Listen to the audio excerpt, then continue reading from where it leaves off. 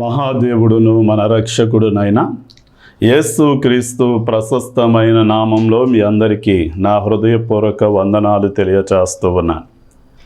మనం మత్తయి సువార్త 6వ అధ్యాయం 34వ వచనాన్ని చదువుకున్నట్లయితే, రేపటిని గురించి చింతింపకుడి, రేపటి దినము దాని సంగతులను గూర్చి చింతించును, ఏ నాటికి కీడు ఆ నాటికి చాలును అంటాడు. మనం రేపు అన్నది మనది కాదు అనే విషయాన్ని ఈ రోజున మనం గుర్తించాలి. ఎందుకంటే పరిస్థితులు ఎప్పుడూ ఒకేలా ఉండవు, కానీ అది తారుమారైపోతూ ఉంటాయి. కొన్నిసార్లు బళ్ళు వాడలుగాను, వాడలు బళ్ళుగాను మారిపోయేటటువంటి అవకాశాలు ఉంటాయి. మనం చాలా జాగ్రత్తగా ఆలోచన చేస్తే, ఒక 3 సంవత్సరాల కిందట వచ్చిన కరోనా అనేక పరిస్థితులను మార్చివేసింది. చాలామంది దీనులుగా, దరిద్రులుగా ఉన్నవారు అత్యంత ధనవంతులుగా మారిపోయారు. మరికొంచెం మంది అత్యంత ధనవంతులుగా ఉన్నవారు దరిద్రులుగా మారిపోయారు. మా చిన్నతనంలో ఎవరైనా వంటలు చేయడము, వండడం అనే పనిని కలిగి ఉంటే వారిని ఎంత నీచంగా చూసేవారు అంటే, ఆడ కాపట్లోడా, కప్పులు తీసుకునేవాడా అన్నట్లుగా మాట్లాడేవారు. కానీ కొన్ని సంవత్సరాల కిందట నుండి ప్రతి దానికి కార్యక్రమాలు చేయడం ప్రారంభించారు.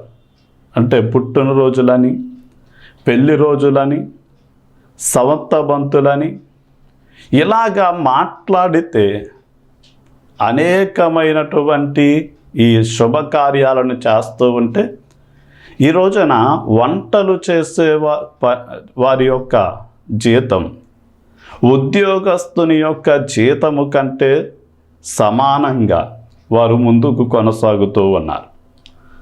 అలాగే కరోనా కంటే ముందుగా స్థలాల మీద చాలామంది పెట్టుబడులు పెట్టారు. ఎందుకంటే 4 సంవత్సరాలలో రెట్టింపుకు రెట్టింపు 5 లక్షలు పెట్టి కొన్న స్థలం 10 లక్షలుగా, 10 లక్షలు పెట్టి కొన్న స్థలం 20 లక్షలుగా, అంటే ₹2 వడ్డీ కాడికి. అది వడ్డీకి ఇస్తే డబ్బులు వస్తాయో రావో తెలియదు, కానీ స్థలం మీద పెడితే వడ్డీలతో సహా మన చేతికి వస్తాయి అని ప్రజలు చాలామంది సైట్లను కొనుక్కుని ఉంచుకున్నారు. కానీ కొన్ని సంవత్సరాలుగా రియల్ ఎస్టేట్ వ్యాపారం పడిపోయి, ఒక 4-5 సంవత్సరాల కిందట ఏ రేట్ అయితే భూమి విలువ పలికిందో అంత రేటులోనే ఇప్పటికీ కొనసాగుతూ ఉంది. కనుక రేపు అన్నది ఏం జరుగుద్దో మనకు తెలియదు. కనుక రేపటిని గురించి మనం ఎలా ఆలోచన చేయాలో బైబిల్ గ్రంథంలోని కొన్ని విషయాలు మనం చూస్తే, మత్తయి సువార్త 6వ అధ్యాయం 34వ వచనంలో రేపటిని గురించి చింతింపకుడి అన్నాడు. అంటే రేపటిని గురించి ఎందుకు చింతింపకూడదు అంటే, దేవుని వాక్యం ఏమని సెలవిస్తుంది అంటే, రేపు అనేది మనది కాదు, రేపు ఏం జరుగుద్దో తెలియదు గనక రేపటిని గురించి మీరు ఏ మాత్రం కూడా చింతించవద్దు అంటాడు. మా చిన్నప్పుడు పెద్దలైనటువంటి వారు రేపటిని గురించి ఎవరైతే చింతను, బెంగను, విచారాలను కలిగి ఉన్నారో వారిని గురించి ఒక కథ చెప్తూ ఉండేవారు. ఒక రోజున ఒక జమీందారు గారు తన దగ్గర పనిచేస్తున్న దాసదాసీలు సమృద్ధిగా నీరు త్రాగాలి అని ఒక పెద్ద బావిని తవ్వించడానికి పనులు ప్రారంభించారు. వెంటనే చాలామంది కూలివారు ఆ బావిని త్రవ్వుతూ ఉండగా ఇంటిలో ఉన్న ఒక పని అమ్మాయి వచ్చి, అయ్యగారు ఏం చేయిస్తున్నారు అని అడిగింది. అమ్మ, మన ఇంట్లో వాళ్ళందరూ వారి అవసరాలు తీర్చుకోవడానికి సమృద్ధిగా మంచినీరు త్రాగునట్లు బావిని త్రవ్విస్తున్నాను అన్నాడు.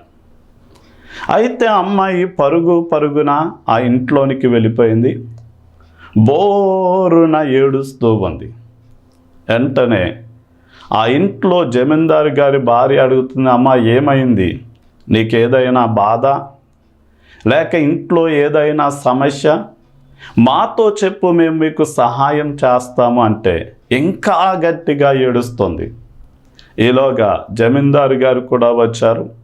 అమ్మ ఏమైందో చెప్పు అంటే అంటుంది, అయ్యగారు నాకు రేపో మాపో పెళ్ళవుద్ది కదండి, పెళ్ళైన తర్వాత పాపో బాబో పుడతాడు కదండి, అప్పుడు ఆ పాప బాబు ఆడుకుంటానికి వెళ్ళి నూతులో పడిపోతారేమో అని నాకు భయం వేస్తుంది అని అడగడం ప్రారంభించిందండి. అంటే ఇంకా పెళ్ళి కాలేదు, పిల్లలు పుట్టలేదు, పుట్టిన పిల్లోడికి ఏదో ప్రమాదం సంభవిస్తుంది అని ఏడవడం అది అర్థము లేనటువంటి విషయం.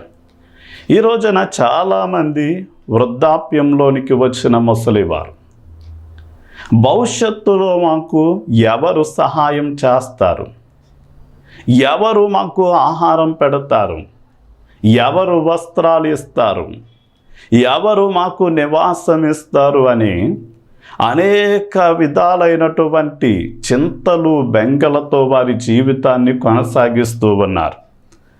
కానీ బైబిల్ గ్రంథం ఏమని సెలవిస్తుంది అంటే, రేపటిని గురించి మనం ఏ మాత్రము కూడా చింతింపకూడదని వాక్యం సెలవిస్తుంది.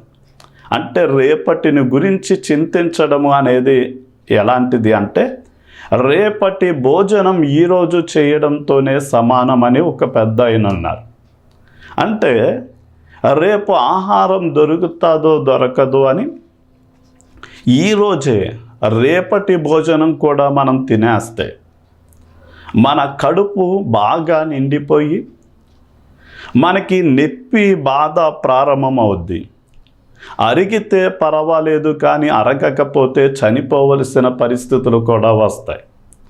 అంటే భూమి మీద అధికమైనటువంటి ప్రజలు ఆహారము దొరకక చనిపోయిన వారి కంటే తిన్నది అరగక చనిపోయిన వారే భూమి మీద ఎక్కువ అని వైద్యులు చెప్తూ ఉన్నారు.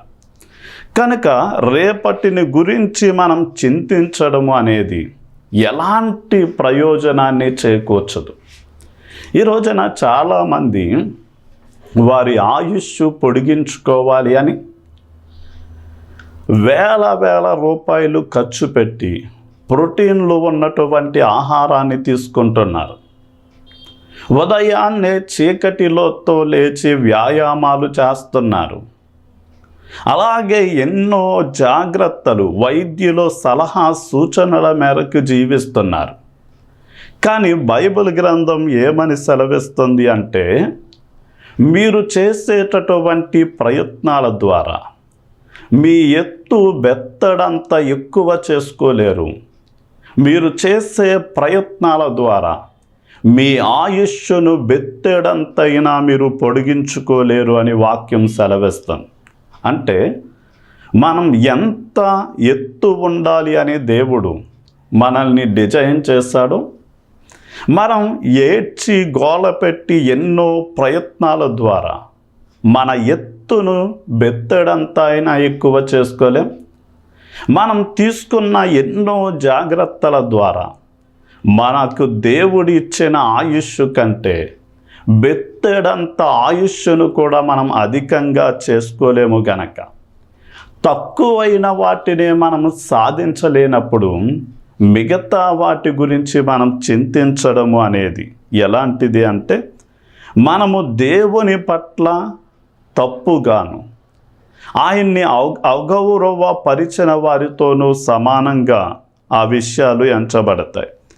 కనుక మనం అన్ని విషయాలలో రేపటిని గురించి చింతించడం మానేసి రేపటిని గురించి దేవుని మీద మనం ఆధారపడాలి. ఉదాహరణకి, నిజమైనటువంటి దేవుడైన యేసుక్రీస్తు వారు ఎరగని వారు ఏమి తిందుమా, ఏమి త్రాగుదుమా అని, ఏమి ధరించుకుందుమా అని వారి భౌతిక అవసరాలను గురించి మాత్రమే ఆలోచించి చింతపడుతూ ఉంటారు.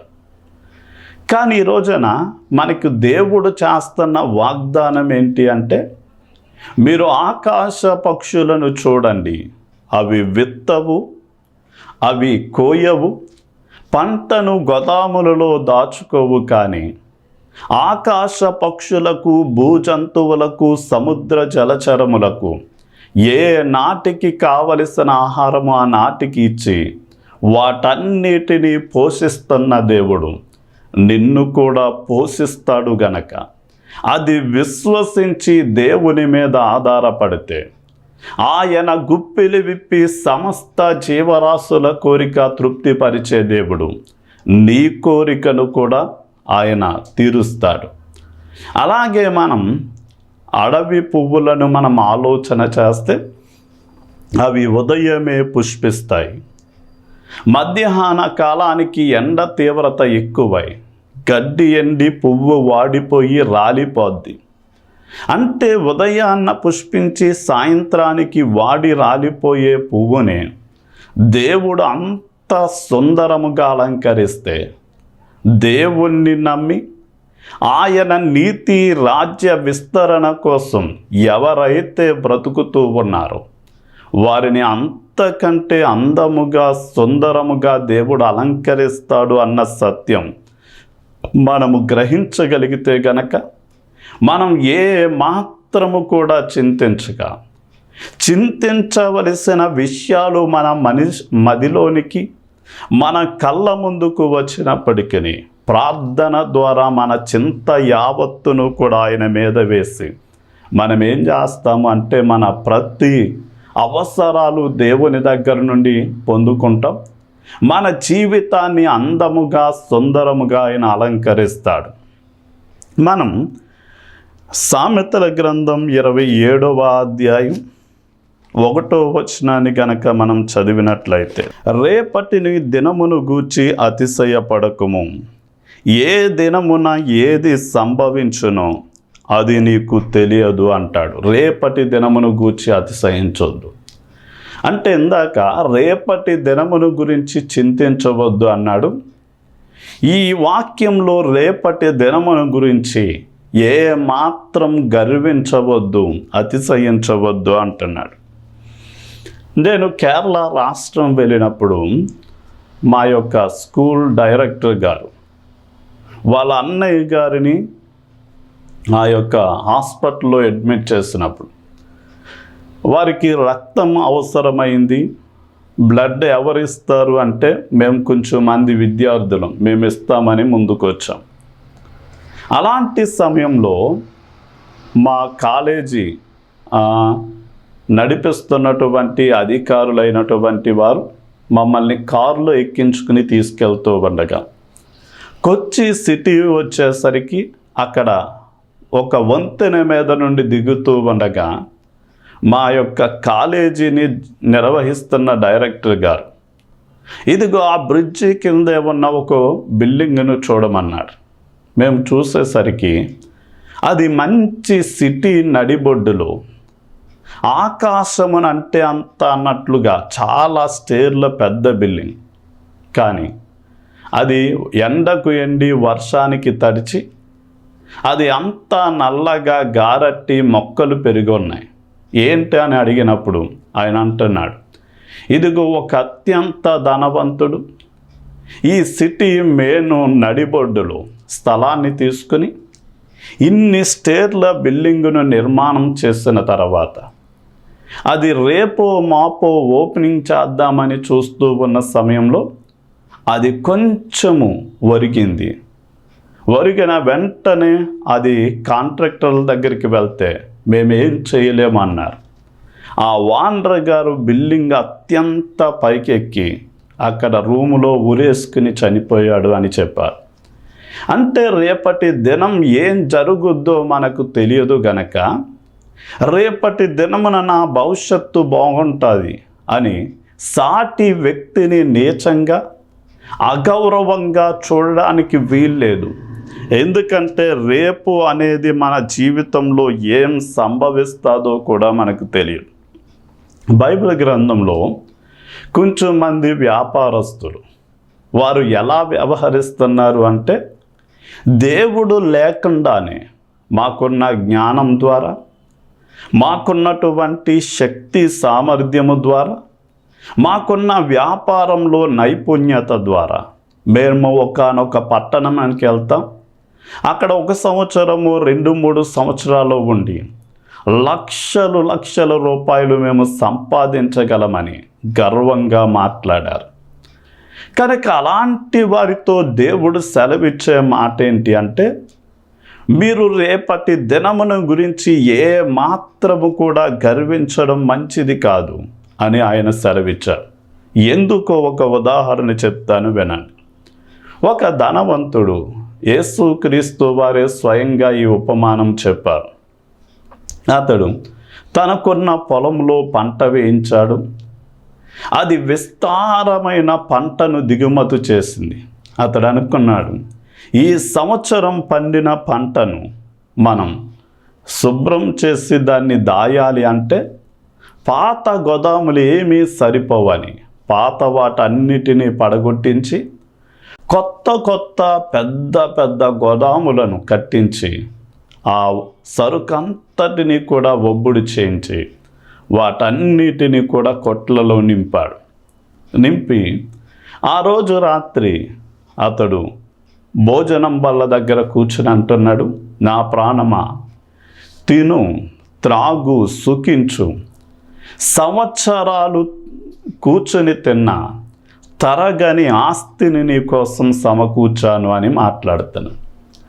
ఇది వింటున్నటువంటి దేవుడు అంటున్నాడు, ఓ ఎర్రివాడ, ఈ రాత్రే నేను నీ ప్రాణాన్ని అడుగుతూ ఉన్నాను. నీవు సంపాదించినది ఎవరి పాలవుద్దో నీకు తెలుసా అని తన ప్రాణాన్ని తీసివేశాడు.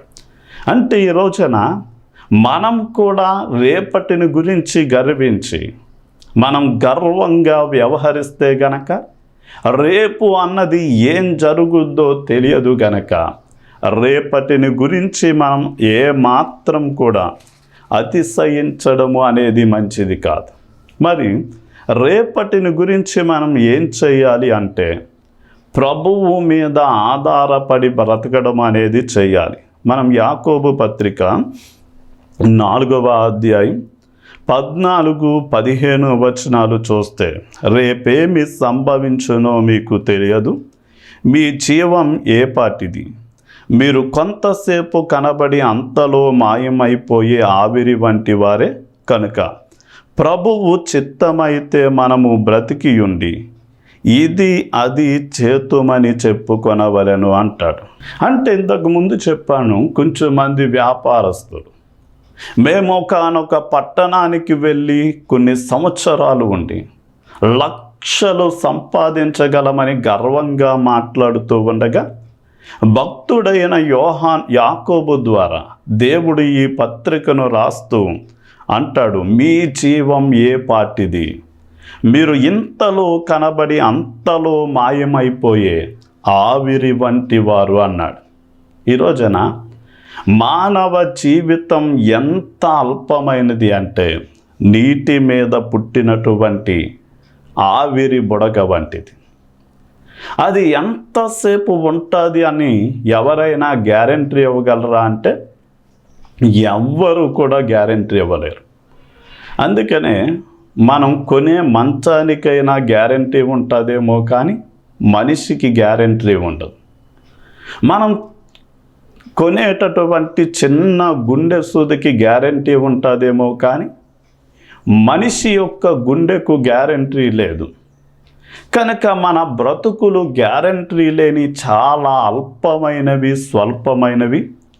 మనం ఎంతసేపు ఉంటామో మనకు తెలియదు. కనుక ఏ విషయము మనము భవిష్యత్తులో రేపు చేయవలసి వచ్చినా మనం ఏమని దేవుని మీద ఆధారపడాలి అంటే, ప్రభువా నీవు నాకు ఆయుష్ ఇస్తే, నీవు నాకు ఆ పని చేయడానికి అనుమతిస్తే నేను దాన్ని చేయగలనని దేవుని మీద ఆధారపడి ఎవరితోనైనా మాట్లాడేటప్పుడు నా దేవుడు నాకు ఆయుష్ ఇస్తే, నా దేవుడు నాకు ఇది చేసేటటువంటి అవకాశాన్ని, అనుకూలతను కల్పిస్తే నేను ఒక ఇల్లు కట్టాలనుకుంటున్నాను, ఒక పెళ్ళి చెయ్యాలనుకుంటున్నాను, అది ఇది చెయ్యాలనుకుంటున్నాను అని రేపటిని గురించి ప్రభువు మీద ఆధారపడి మనం ఏం చేయాలి అంటే బ్రతకాలి. మనం అపోస్తుల కార్యగ్రంథం 21వ అధ్యాయం 14వ వచనం చదివితే, పౌలు ఆయా ప్రదేశాల్లో సంచరించి ఫిలిప్పు అనేటటువంటి ఒక సేవకుని ఇంటికి వచ్చాడు. అతనికి 4 కుమార్తెలు ఉన్నారు. వారు దేవుని యొక్క ప్రవక్తినీలుగా వారు జీవిస్తున్నారు. అదే సమయమందు అగబు అనే ఒక ప్రవక్త ఇంటికి వచ్చి పౌలు యొక్క రుమాలను తీసుకొని కాళ్ళు చేతులు కట్టుకుని, పౌలా, నీవు యెరూషలేముకు వెళ్ళాలనుకుంటున్నావు కదా, నీవు వెళ్తే గనక ఈ విధంగానే అధికారులు నిన్ను బంధించి చెరసాలలో వేస్తారు అన్నప్పుడు, పౌలేమో లేదు, నాకు ఎలాంటి పరిస్థితులు వచ్చినా నేను వెళ్తానని.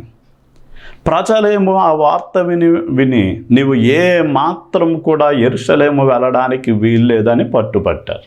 అప్పుడు పౌలు అంటాడు, నేను యెరూషలేములోనికి వెళ్ళి ప్రభువు నిమిత్తము చెరసాలలో బంధింపబడడానికే కాదు, అవసరమైతే చావడానికి కూడా నేను సిద్ధంగా ఉన్నాను, నన్ను వెళ్ళనివ్వండి అన్నాడు. అప్పుడు వాళ్ళు ఏం చేశారంటే ప్రార్థించి ప్రభువు చిత్తానికి తనను అప్పగించారు. ఈ రోజున మనము కూడా భవిష్యత్తును గురించి కొన్ని ఆలోచనలు, కొన్ని ఉద్దేశాలు, ప్రణాళికలు మనం కలిగి ఉంటాం. కలిగి ఉండి నా ఆలోచన, నా ఉద్దేశాలు, నా కోరికలు, నా ప్రణాళికలు నెరవేరాలి అని ఏ మాత్రము అనుకోక, దేవుని యొక్క చిత్తము, దేవుని ఉద్దేశాలు, దేవుని ప్రణాళికలు దేవుడు మన ద్వారా నెరవేర్చుకున్నట్లు మన దేహాన్ని సజీవ యాగంగా దేవునికి సమర్పించినప్పుడు ఆయన ఆత్మ మనలోనికి వచ్చి మనలో నింపబడి మనల్ని ఆయన స్వాధీనంలోనికి తీసుకొని మన ద్వారా ఆయన చిత్తము, ఆయన ఉద్దేశాలు జరిగించుకోవడానికి మనల్ని వినియోగించుకుంటాడు. కనుక రేపు అనే దానిని గురించి సేవకుడైనా విశ్వాసులైనా కానీ ఎలా ఉండాలి అంటే చింతించడానికి వీల్లేదు, గర్వించడానికి వీల్లేదు. రేపటి దినమును గురించి అన్ని విషయాలలో ప్రభువు మీద ఆధారపడి మనము బ్రతకాలి. ఒక రోజున గ్రీసు దేశాన్ని ఏలుబడి చేస్తున్నటువంటి ఆర్కియాస్ అనేటటువంటి ఒక మహా గొప్ప రాజు తన జీవిత కాలం అంతా ఎలా జీవిస్తూ వచ్చాడు అంటే, ఆ రాజ్యం మీద పన్నుల ద్వారా వచ్చిన ఆదాయాన్ని ప్రతిరోజు స్నేహితులతో కలిసి తిని త్రాగుతూ విందులు చేసుకుంటూ జలసాలకే ధనమంతా ఖర్చు పెట్టేస్తున్నాడు. అలాంటి సమయంలో ఇది చూసినటువంటి ప్రజలు, ఈ రాజు ఉన్నంతసేపు మన దేశం బాగుపడదు, ఏదేమైనా సరే ఈ రాజును చంపేయాలి అని కొంచెం మంది కుట్ర చేశారు. చేసిన సమయంలో ఈ విషయం ప్రక్కనే ఉన్నటువంటి ఒక రాజుకు ఆ విషయం తెలిసింది. ఈ ఆర్కియాస్ అతనికి స్నేహితుడు కనుక వెంటనే అతడు ఒక ఉత్తరం మీద ఈ విషయాలన్నీ రాసి ఒక సైనికునికి ఇచ్చి పంపించాడు. ఇదిగో, ఈ రాత్రే నీ మీద కుట్ర జరగబోతుంది, నీ ప్రాణాన్ని రక్షించుకోమని ఆ ఉత్తరంలో. ఈ సైనికుడు ఉత్తరం తీసుకుని వచ్చేసరికి ఆర్కియాస్ తన యొక్క స్నేహితులతో కలిసి తింటూ త్రాగుతూ రికార్డ్ డ్యాన్సులు అన్నట్లుగా జలసాగా ఉంటూ ఉన్న సమయంలో ఈ యొక్క సైనికుడు, ఇదిగో ఇది రాజుగారికి అత్యవసరంగా అందవలసిన ఉత్తరం అంటే అతనిని రాజు దగ్గరికి తీసుకెళ్లారు. రాజా, ఇది చాలా ప్రమాదం నీ మీద పొంచి ఉంది కనుక ఇదిగో ఈ ఉత్తరం నీ స్నేహితుడు పంపించాడు, నీవు వెంటనే జాగ్రత్త పడు అంటే, అప్పటికే పేకల దాకా మద్యము సేవించి ఉన్నటువంటి ఆ రాజు, ఆహాహా, నాకు ప్రమాదమా, రేపు చూద్దాములే అని ప్రక్కన పెట్టేశాడు. వెంటనే అతని ఆ రాత్రే దాడి జరిగింది. ఆ దుండగులు అతన్ని హతమార్చారు. రేపు అనేది అతని జీవితంలో రాకుండా అయిపోయింది. ఈ రోజున దేవుని కోసం ఏదైనా ఇవ్వాలి, దేవుని కోసం ఏదైనా చెయ్యాలి అనుకున్నప్పుడు రేపు మాపు చేద్దాము అంటే ఆ రేపు మాపు అనే రోజు నీకు రాకపోతే నీ జీవితం అది అంటే నీకు సంతోషం లేనిదిగా, అది నీకు ఇవ్వబడినటువంటి పనికి న్యాయం చేయలేని వ్యక్తిగా నువ్వు ఉంటావు. అందుకని రేపు మాపు అనే విషయాన్ని ప్రక్కన పెట్టి ఏం చేయాలి అంటే ఈరోజే మిక్కిలి అనుకూలమైన సమయం అని దేవుడు ఇచ్చినటువంటి పనిని చేయడానికి మీరు ముందుకు రావాలి అని కోరుతూ నా మాటలను ముగిస్తున్నాను. ప్రార్థన చేద్దాం. తండ్రి, నీకే వందనాలు, స్తుతులు చెల్లిస్తున్నాం. ఈ మాటలు ఎందరైతే వింటూ ఉన్నారు, రేపటి దినమున మా పరిస్థితి ఏమవుద్ది, మమ్మల్ని ఎవరు చూస్తారని నీ బిడ్డలు చింతిస్తూ ఉంటే నాయన, నీవు వారితో సూటిగా స్పష్టంగా మాట్లాడుతూ ఉన్నావు. ఇదిగో ఆకాశ పక్షులను పోషించినట్లుగా మిమ్మల్ని పోషిస్తాను అని, అడవి పువ్వులను అలంకరించినట్లుగా మీ జీవితాలను అందంగా సుందరంగా అలంకరిస్తానని నీవు మాట్లాడుతూ ఉండగా, రేపటిని గురించి ఎలాంటి చింత బెంగ ఉన్నా నాయన నీవు దాన్ని తొలగించి నీ బిడ్డలు నీ మీద ఆధారపడుతూ ఉండగానే సమయోచితమైన సహాయము వారికి అందించి వారిని ఆ చింత బెంగల నుండి విడిపించి ప్రతి అవసరాలు నీవు తీరుస్తావని నమ్మి బ్రతకడానికి సహాయం చేయి. అలాగే రేపటి దినమున ఏదో కలుగుద్ది అని ఎవరిని కూడా వారు నీచంగా తృణీకరించకుండా నాయన వారు జాగ్రత్త పడినట్లు మీరు సహాయం చేయండి. ఎందుకంటే రేపు ఎలాంటి పరిస్థితులు సంభవిస్తాయో తెలియదు గనక నాయన నిన్ను నమ్మిన బిడ్డలు గర్వంగా అతిశయంగా వ్యవహరించకుండా నాయన ఇంతలో కనబడి అంతలో మాయమైపోయే ఆవిరి వంటి వారము గనక రేపటిని గురించి నీవు మాకు సహాయం చేస్తే, నీవు మా ఆయుష్ను పొడిగిస్తే, నీవు ఆ పని ఈ పని చేయడానికి అనుమతిస్తే మేము చెయ్యగలమని ప్రతి విషయంలో నీ మీద ఆధారపడి బ్రతకడానికి సహాయం చేయి. అదే సమయమందు నీ పని విషయంలో ఏ విషయంలో కూడా నీ బిడ్డలు వాయిదా వేయకుండా నాయన నీ కోసం ఏమైతే చెయ్యాలనుకుంటున్నారో ఆ పనులు చేసి ముగించి ఈ భూమి మీద నిన్ను మహిమపరచడానికి, సంతోషపరచడానికి, నీ నామం హెచ్చించడానికి నీ బిడ్డలకు సహాయం చేయమని యేసు నామంలో అడిగి వేడుకుంటున్నాం తండ్రి. ఆమేన్. దేవుని పనిని మీరు చేయండి, దేవుడు మీ పనిని చేస్తారు. దేవుని మందిరాన్ని మీరు కట్టండి, దేవుడు మీ ఇంటిని కడతాడు. దేవుని సేవలో ఉన్న అవసరాలను మీరు తీర్చండి, దేవుడు మీ అవసరాలను తీరుస్తాడు.